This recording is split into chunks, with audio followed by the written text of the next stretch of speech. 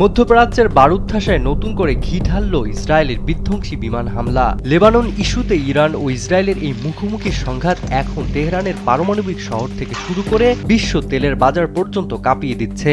একদিকে মার্কিন প্রেসিডেন্ট ট্রাম্পের যুদ্ধবিরতির আহ্বানকে বুড়ো আঙ্গুল দেখাচ্ছেন নেতানিয়াহু, অন্যদিকে আঞ্চলিক শান্তি রক্ষায় নিজের সবকিছু বাজি ধরতে প্রস্তুত ইরান। বৈরুত থেকে তেহরান পুরো মধ্যপ্রাচ্য এখন এক মহাসংকটের দ্বার প্রান্তে, যা যে কোনো মুহূর্তে রূপ নিতে পারে এক মহাযুদ্ধে। ইরানের রাজধানী তেহরান, তাবরিজ ও ইস্পাহান শহরে ভয়াবহ বিমান হামলা চালিয়েছে ইসরায়েলি বাহিনী। যদিও ইরান দাবি করছে তেহরানে হামলা হয়নি। এর আগে লেবাননের রাজধানী বৈরুতের দক্ষিণাঞ্চলে ইসরায়েলি হামলায় অন্তত 2 জন নিহত ও 20 জন আহত হন, যার পরই পরিস্থিতি চরম উত্তপ্ত হয়ে ওঠে। ইসরায়েলের এই হামলায় স্পষ্ট বার্তা দেয়, ইরান শুধু উত্তর ইসরায়েলকে লক্ষ্য বানালেও ইসরায়েল কিন্তু ইরানের সবচেয়ে সংবেদনশীল ও কৌশলগত শহরগুলোতেই আঘাত হানছে।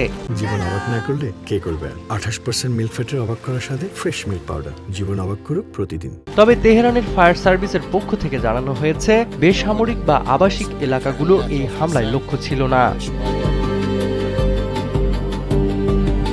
এদিকে ইরানের পাশাপাশি হামলা চালাচ্ছে ইয়েমেনও।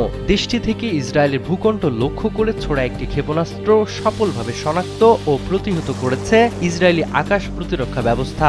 এই হামলার জেরে জেরুজালেম ও তেল আবিব সহ মধ্য ইসরায়েলের বিভিন্ন এলাকায় সতর্কতামূলক সাইরেন বেজে ওঠে।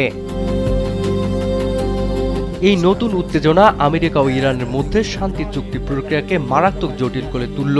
প্রেসিডেন্ট ট্রাম্প আশা করেছিলেন পরিস্থিতি নিয়ন্ত্রণে থাকবে এবং ফিনান্সিয়াল টাইমসকে দেওয়া এক সাক্ষাৎকারে নিজেকে মূল সিদ্ধান্ত গ্রহণকারী বলে দাবি করেছিলেন। নেতানিয়াহুর এই পাল্টা হামলা তার সেই দাবিকে প্রশ্নবিদ্ধ করেছে। বিশ্লেষকরা মনে করছেন, মার্কিন প্রশাসন যুদ্ধবিরতির জন্য চাপ দিলেও ইসরায়েল তা আমলে নেয়নি। ওয়াশিংটনে কুইন্সি ইনস্টিটিউট ফর রেসপন্সিবল স্টেটক্রাফটের সহ প্রতিষ্ঠাতা ত্রিতা পার্সি আল জাজিরাকে বলেন, ইরান মূলত লেবাননে ইসরায়েলি হামলা ঠেকাতে এই পাল্টা প্রতিরোধ করার চেষ্টা করছে। ইরানের রেড ক্রিসেন্ট সোসাইটি ইতিমধ্যে দেশ জুড়ে জরুরি অবস্থা ও উদ্ধারকারী দল প্রস্তুত রেখেছে। সব মিলিয়ে বৈরুত থেকে তেহরান পর্যন্ত পুরো মধ্যপ্রাচ্য এখন এক অনিশ্চিত ও ভয়াবহ যুদ্ধের দ্বার প্রান্তে দাঁড়িয়ে আছে। সালমান ইসলাম পলক, কালবেলা।